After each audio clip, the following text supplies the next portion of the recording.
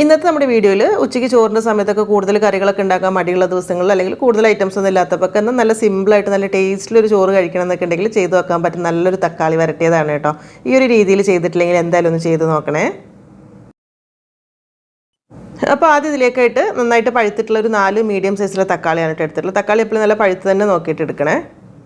തക്കാളി ഇതുപോലെ ഒന്ന് മുറിച്ചെടുക്കുക. ഒരുപാട് ചെറുതായി മുറിക്കണമെന്നൊന്നുമില്ല. അത് നമുക്ക് വേവിച്ചെടുക്കാൻ വേണ്ടി ഒരു ചട്ടിയിലേക്ക് ഇട്ട് കൊടുക്കുക. അതിൻ്റെ കൂടെ തന്നെ 1/2 ടീസ്പൂൺ അളവിൽ ഉപ്പ് ഇട്ട് കൊടുക്കുന്നുണ്ട്. പിന്നെ ഒരു 3 പച്ചമുളക് ചെറുതായി മുറിച്ചത് ഇട്ട് കൊടുത്തിട്ട് ഒന്നങ്ങ് മിക്സ് ആക്കി എടുക്കുക കേട്ടോ. ഇനി ഇതൊന്ന് അടച്ച് വെച്ചിട്ട് മീഡിയം ഫ്ലെയിമിൽ വെച്ചിട്ടൊന്ന് വേവിച്ചെടുക്കാം. ചെറുതായിട്ടൊന്ന് വെന്ത് തുടങ്ങുന്ന സമയത്തിന് ഇതിലേക്ക് കുറച്ച് പുളിവെള്ളം ചേർത്ത് കൊടുക്കണം. ഒരുപാടൊന്നും വേണ്ട. ഒരു ചെറിയ നാരങ്ങ സൈസിൽ പുളി എടുത്തിട്ട് ഒരു 4 ടേബിൾ സ്പൂൺ വെള്ളത്തിലിട്ട്, അതായത് 1/4 കപ്പ് മാത്രം മതിയാകും. ഒരുപാട് കൂടിക്കഴിഞ്ഞാൽ അത്രയ്ക്ക് നന്നാവില്ല, കാരണം തക്കാളിക്ക് തന്നെ നല്ല പുളി ഉണ്ടാവുമല്ലോ. പിന്നെ നമ്മൾ എടുക്കുന്ന തക്കാളിയുടെ പുളി അനുസരിച്ചിട്ടോ, ചില തക്കാളിക്ക് നല്ല പുളി കൂടുതലുണ്ടെങ്കിൽ പുളിവെള്ളം ഇത്രയ്ക്ക് ചേർക്കേണ്ടി വരില്ല, നോക്കിയിട്ട് എടുത്താൽ മതി. എന്നിട്ട് കുറച്ച് സമയം കൂടെ ചെറിയ തീയിൽ തന്നെ അടച്ച് വെച്ചിട്ടൊന്ന് വേവിച്ചെടുക്കാം കേട്ടോ.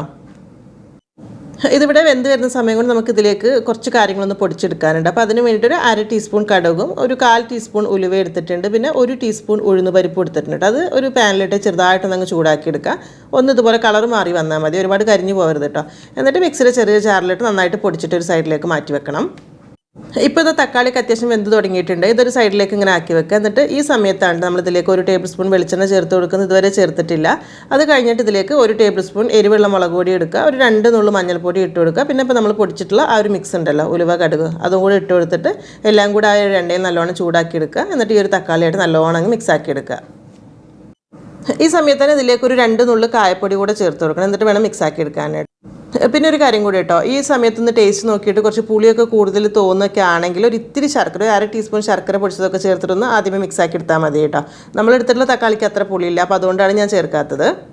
അപ്പോൾ ആ ഒരു തക്കാളിയിലുള്ള അത്യാവശ്യം വെള്ളമൊക്കെ ഒന്ന് വറ്റിയതാ ഇതുപോലെ നല്ലോണം അങ്ങ് വഴന്ന് വന്നോട്ടത്. ഈ ഒരു രീതിയിൽ വരണ്ട് വരണം കേട്ടോ. അപ്പോൾ ആ എണ്ണയൊക്കെ തെളിഞ്ഞ് ഇതുപോലെ ആയിട്ടുണ്ടാകും. ഇനി ഇതിലേക്ക് നമുക്കൊന്ന് കടുക് വറുത്തൊഴിച്ചാൽ മാത്രം മതി. കടുക് വറുത്തെടുക്കാൻ വേണ്ടിയിട്ട് 1 ടേബിൾ സ്പൂൺ വെളിച്ചെണ്ണ ചൂടാകുമ്പോൾ അതിലേക്ക് കുറച്ച് കടുക് ഇട്ട് പൊട്ടിച്ചെടുക്കുക. പിന്നെ കുറച്ച് കറിവേപ്പിലയും വറ്റൽമുളകും കൂടി ഇട്ടിട്ട് ഒന്നങ്ങ് വറുത്തിട്ട് ഇതിലേക്ക് ഒഴിച്ചു കൊടുക്കുക കേട്ടോ. എന്നിട്ട് അങ്ങ് മിക്സ് ആക്കി എടുത്തു കഴിഞ്ഞാൽ നമ്മുടെ ഐറ്റം റെഡിയായി. ഇത്ര തന്നെയുള്ള പരിപാടി. ഇത് കാണുന്ന സമയത്ത് വളരെ കുറച്ചല്ലേ ഉള്ളൂ എന്നുണ്ടെങ്കിലും പക്ഷേ കഴിക്കാൻ അത്യാവശ്യം ഉണ്ടാവും. അതായത് ഒരു 3-4 ആൾക്കൊക്കെ സുഖമായിട്ട് കഴിക്കാനുണ്ടാവും, വേറെ ഒരു കറികളില്ലാത്ത സമയത്തിന്. അതായത് ഒരു 1-2 ടേബിൾ സ്പൂൺ മാത്രം മതിയാകും ഒരാൾക്ക്.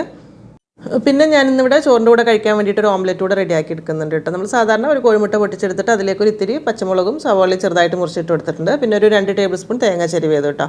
അതുപോലെ 1 ടീസ്പൂൺ പച്ചവെള്ളം കൂടെ ചേർത്തിട്ടൊന്ന് മിക്സ് ആക്കിയിട്ട് ഓംലെറ്റ് റെഡിയാക്കാൻ നല്ല ഫ്ലഫി ആയിട്ട് കിട്ടും.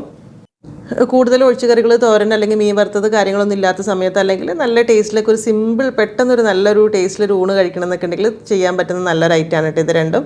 ഈ ഒരു തക്കാളി വരട്ടിയത് നല്ല ചൂടുള്ള ചോറും കോഴിമുട്ട പൊരിച്ചതും കൂടെ കഴിക്കുമ്പോൾ നല്ലൊരു ടേസ്റ്റ് തന്നെയാണ് കേട്ടോ. ഈ ഒരു കോമ്പിനേഷൻ ട്രൈ ചെയ്തിട്ടില്ലെങ്കിൽ എന്തായാലും ഒന്ന് ചെയ്ത് നോക്കണേ. വീഡിയോ ഇഷ്ടമായിട്ടുണ്ടെങ്കിൽ ഒന്ന് ലൈക്ക് ചെയ്യാനും ഷെയർ ചെയ്ത് സപ്പോർട്ട് ചെയ്യാനും കൂടെ മറക്കരുത്. അപ്പോൾ ഇനി എന്തായാലും എന്നത്തെ പോലെ തന്നെ നല്ല നല്ല റെസിപ്പീസായിട്ട് നമുക്ക് പുതിയ വീഡിയോയിൽ കാണാം. താങ്ക്